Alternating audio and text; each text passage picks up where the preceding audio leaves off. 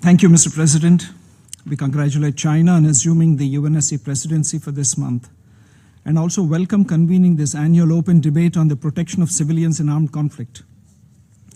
We thank the Secretary General for his report and the briefers for their insightful remarks this morning. India reaffirms its strong commitment to the UN Charter and stresses that protecting civilians at all times, including conflict situations, is a central element of maintenance of international peace and security. In 2025, recorded civilian deaths across 20 armed conflicts was more than 37,000. Although this is the first decline after 3 years of steady increase, the numbers are still high. Continued civilian casualties, displacement, destruction of critical infrastructure, and attacks on hospitals, schools, medical personnel, and humanitarian workers remain deeply concerning. India calls for zero tolerance to the loss of civilian lives. Parties to armed conflict must ensure safe and unhindered humanitarian access while respecting international humanitarian law. Even a decade after adoption of UNSC Resolution 2286, repeated attacks on civilian facilities and humanitarian workers reflect a serious erosion of respect for international humanitarian law. India reiterates that medical personnel and humanitarian workers must be protected at all times. Mr. President, as highlighted in the UNSG's report, the use of missiles, bombs, and other explosive weapons in cities and populated areas remain a major cause of civilian harm. The growing trend of use of drones to deploy explosive weapons in urban areas is especially concerning.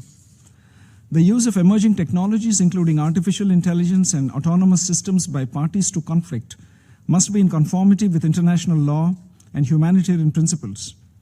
Safeguards must be in place to prevent misuse and unintended harm to civilians. Protection of civilians cannot be achieved through humanitarian responses alone. The targeted use of violence against civilians to achieve political objectives, including terrorism, must be addressed comprehensively. India remains deeply concerned about the persistent threat posed by cross-border terrorism, which continues to undermine regional peace, stability, and the fundamental principles of international security. India has been a victim of such form of terrorism for decades. States that sponsor, shelter, or support terrorism must be held accountable. India has consistently emphasized that terrorism in all its forms and manifestations remains one of the gravest threats to civilians worldwide. No cause or grievance can justify deliberate attacks against civilians.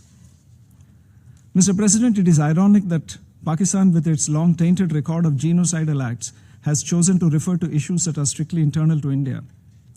The United Nations Assistance Mission in Afghanistan has reported that in the first 3 months of 2026, 750 civilian deaths and injuries were documented in Afghanistan as a result of cross-border armed violence perpetrated by Pakistani military forces, most of which occurred due to airstrikes. The UNAMA documentation attributed 94 of 95 incidents of civilian casualties to Pakistani security forces. The world has not forgotten that it was during the holy month of Ramadan in March this year, at a time of peace, reflection, and mercy, that Pakistan conducted a barbaric airstrike on the Omid Addiction Treatment Hospital in Kabul. Again, according to UNAMA, this cowardly and unconscionable act of violence claimed the lives of 269 civilians and injured a further 122 in a facility which can by no means be justified as a military target. It is hypocritical to espouse high principles of international law while targeting innocent civilians in the dark. The airstrikes by Pakistan occurred at the conclusion of Taraweeh evening prayers when numerous patients were leaving the masjid, as per UNAMA. It bears emphasis that the UN Secretary General called on member states to uphold their international obligations in relation to protection of civilians, including the principle of non-refoulement in the context of Afghanistan. Clearly, Pakistan has chosen to ignore this call completely. As per UNAMA, over 94,000 people were assessed as displaced due to cross-border armed violence perpetrated against Afghan civilians. But such heinous acts of aggression by Pakistan should not come as a surprise from a country that bombs its own people and conducts systematic genocide. During Operation Searchlight in 1971, Pakistan sanctioned the systematic campaign of genocidal mass rape of 400,000 women citizens by its own army. Such inhuman conduct reflects Pakistan's repeated attempts over decades to externalize internal failures through increasingly desperate acts of violence both within and beyond its borders. With no faith, no law, and no morality, the world can see through Pakistan's propaganda. Mr. President, in conclusion, India reiterates that the protection of civilians must remain at the center of the Security Council's efforts to maintain international peace and security.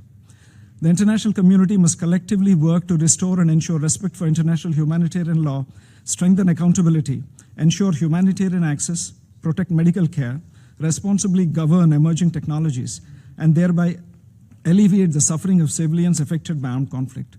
I thank you, Mr. President.